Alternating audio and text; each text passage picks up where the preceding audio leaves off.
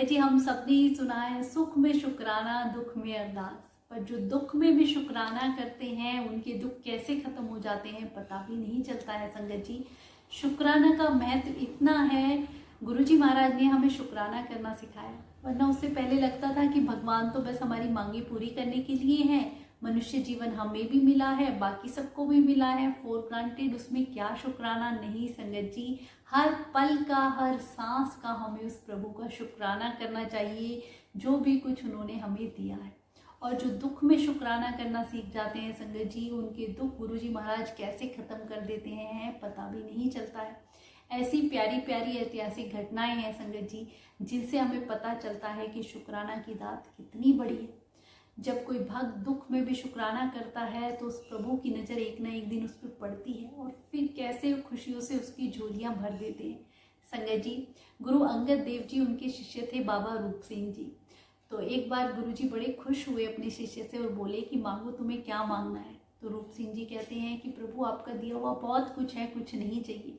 पर अंगद देव जी बार बार पूछते हैं तो कहते हैं ठीक है प्रभु, मैं अपने घर जाता हूँ, अपने फैमिली मेम्बर से पूछ के आऊँगा, तब आपको बताऊँगा। तो पहले घर जाते हैं, माता से पूछते हैं तो माता कहती हैं बेटा जमीन जायदाद मांग ले। पत्नी से पूछते हैं तो पत्नी कहती है हम इतने निर्धन हैं, एक वक्त का खाना भी नहीं खा पाते हैं, तो आप थोड़ा सा धन मांग लो। तो सब अपने मतलब की बातें कहते हैं। तो उनके घर में एक बिटिया भी थी, उससे पूछते हैं तो बिटिया कहती है कि पिताजी आप कल मुझे गुरु के पास लेके चलना, जो मांगना होगा मैं मांगूंगी उनसे। तो कहते हैं ठीक है बेटा। अगले दिन वो अपनी बिटिया को गुरु के पास लेके जाते हैं। अब गुरु जी उन्हें देख के कहते हैं मांगो, क्या मांगना है। तो संगत जी, वो बिटिया क्या मांगती है गुरु से, कहती है कि गुरु आपकी रहमत है, सब कुछ हमारे पास है, अभी जो हमें एक वक्त का भोजन भी मिल रहा है आपकी दया है, उसका हर पल शुक्राना है। पर आप ऐसी शुक्राना की दात देना कि अगर हमें आगे आने वाले दिन में 4 दिन तक भी भोजन ना मिले तो भी हमारे मुख से शुक्राना ही निकले।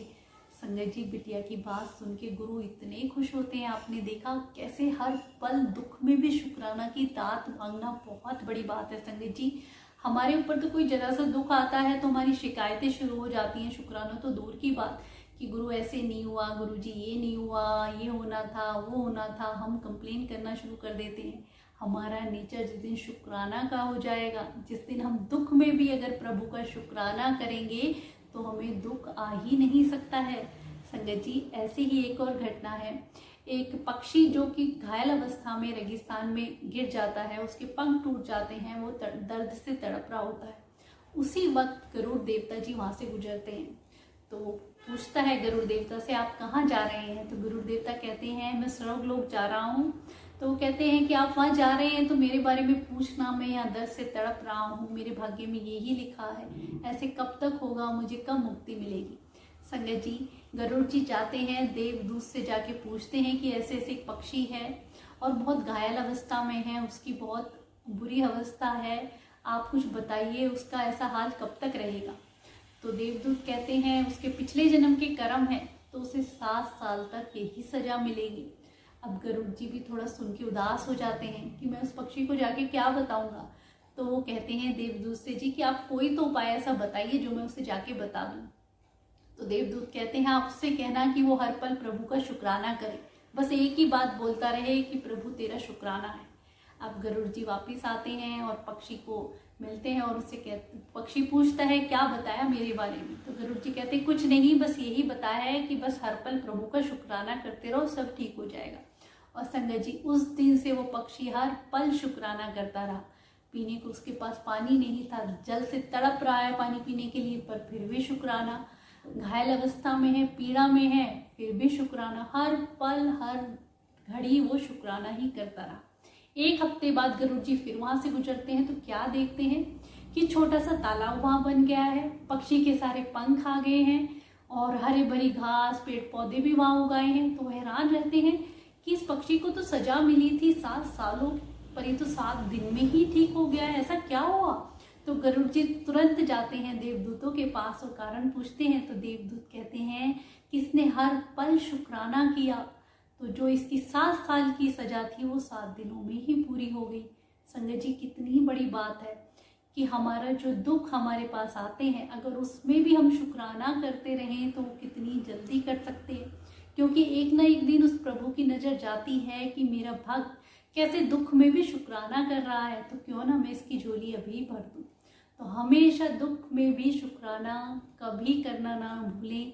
सुख में तो हम करते ही हैं, पर असली भक्त वही है जो दुख में शिकायतें ना करके शुक्राना करता रहे कि हे प्रभु, जो आपने दिया उसका शुक्राना, जो आप आगे दोगे उसका भी शुक्राना, जो हमारे पास है सब चीज़ का शुक्राना। शुक्राना में वो ताकत है संगत जी। गुरुजी महाराज क्यों हमें कह के गए कि शुक्राना किया करो?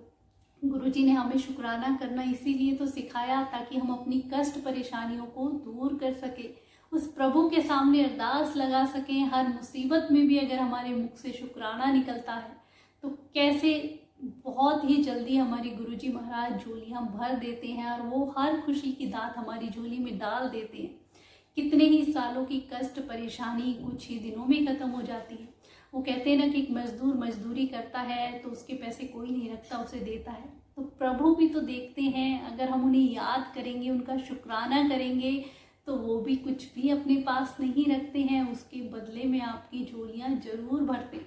तो संगत जी हमेशा प्रभु का शुक्राना किया करें, चाहे सुख हो या दुख हो, हर पल। और कुछ दिन आप ऐसे करके देखें संगत जी, सच में अगर आपकी लाइफ चेंज ना हो जाए, आपके दुख अगर शुक्राना करने से ख़त्म ना हो जाए, तो आप देखना